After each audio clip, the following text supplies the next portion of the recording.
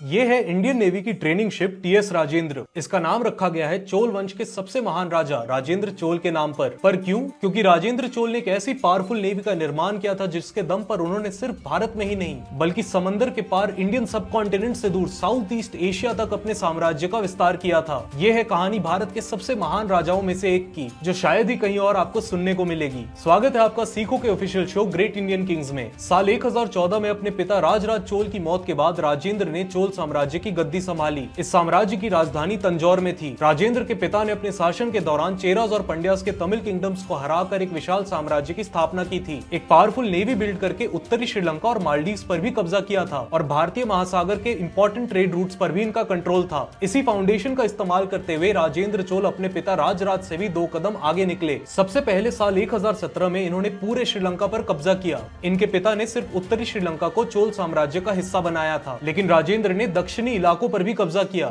और सिन्हली राजा महिंदा को अपना बंदी बनाकर वापस अपने साथ अपनी राजधानी तंजौर लेकर आ गए। साल 1021 में इन्होंने वेस्टर्न चालुक्य वंश के राजा जयसिम्हा द्वितीय को एक करारी हार दी। वेस्टर्न चालुक्यस के साथ लड़ाई इनके पिता ने ही शुरू की थी। इस जीत के चलते चोल साम्राज्य का पकड़ डेक्कन प्लेट्यू और कर्नाटक पे और भी मजबूत हो गया। साल 1023 में राजेंद्र ने कुछ ऐसा करने का फैसला लिया जो उनसे पहले दक्षिण भारत के किसी भी राजा ने नहीं किया था। उन्होंने एक विशाल सेना एकत्रित की जिसका सिर्फ एक ही लक्ष्य था, उत्तर भारत के शक्तिशाली राजाओं को हराना और चोल साम्राज्य का प्रभाव उत्तर भारत तक फैलाना। पहले राजेंद्र की सेना ने आज के ओडिशा में स्थित कलिंगा के राजाओं को हराया। फिर राजेंद्र की टक्कर बंगाल के समृद्ध और शक्तिशाली पाल साम्राज्य से हुई। इस टकराव में चोल सेना की शक्ति के सामने पाल राजा महिपाल को अपना सिर झुकाना पड़ा और इस बड़ी जीत के बाद राजेंद्र की सेना गंगा नदी के पवित्र जल को अपने साथ वापस तमिलनाडु लेकर गई। राजेंद्र ने एक नई राजधानी का भी निर्माण किया जिसका नाम रखा गया गंगाई कोंडा चोलापुरम, जिसका मतलब एक ऐसे चोल का शहर जिसने अपना वर्चस्व गंगा नदी तक फैलाया हो। एक भव्य मंदिर का भी निर्माण किया गया और साथ ही साथ चोल गंगम नाम का एक बड़ा रिजर्वायर बनवाया गया जिसे गंगा जल से भर दिया गया। भारत में राजेंद्र चोल अपना वर्चस्व स्थापित कर चुके थे। समुद्र में होने वाला व्यापार इनके साम्राज्य की समृद्धि का प्रमुख कारण था, लेकिन चाइना के साथ होने वाले व्यापार के रास्तों पर इंडोनेशिया के श्रीविजय एम्पायर का कंट्रोल था। श्रीविजय के शैलेंद्र राजाओं के साथ चोलास के संबंध अच्छे भी थे। इनफैक्ट श्रीविजय साम्राज्य ने भारत में चोलास द्वारा दिए गई जमीन पर एक बौद्ध विहार का भी निर्माण किया था, लेकिन बात तब बिगड़ी जब श्रीविजय साम्राज्य ने चोला मर्चेंट शिप्स पर पायरेट अटैक्स करवाना शुरू किए। अपने व्यापारियों को प्रोटेक्ट करने के लिए राजेंद्र चोल ने श्रीविजय साम्राज्य से टक्कर लेने का फैसला लिया। अपनी नेवी को और भी मजबूत बनाया। कार्गो शिप्स को वॉर शिप्स में तब्दील किया गया। ऐसी विशाल फ्लीट्स बनाई गई जो सैनिक, घोड़ों और हाथियों को ट्रांसपोर्ट कर सके। साल 1025 में राजेंद्र ने अपने बेटे राजाधिराज को तंजौर की गद्दी पर बिठाया और अपनी नौसेना के साथ बंगाल की खाड़ी के पार निकल पड़े। चोल नेवी ने बे ऑफ बंगाल को क्रॉस करके श्रीविजय साम्राज्य के कई इंपॉर्टेंट पोर्ट्स पर कब्जा कर लिया जो आज के थाईलैंड, मलेशिया और इंडोनेशिया में स्थित थे। मलेशिया की केदाह में चोल सेना ने श्रीविजय साम्राज्य के राजा को पराजित किया, उनके खजाने पर भी कब्जा कर लिया और राजा के साथ साथ उनके राज परिवार और उच्च पद के कई अधिकारियों को बंदी बना लिया। बंगाल की खाड़ी अब चोल साम्राज्य की तालाब बन चुकी थी। स्ट्रेट ऑफ मलक्का पर कंट्रोल होने से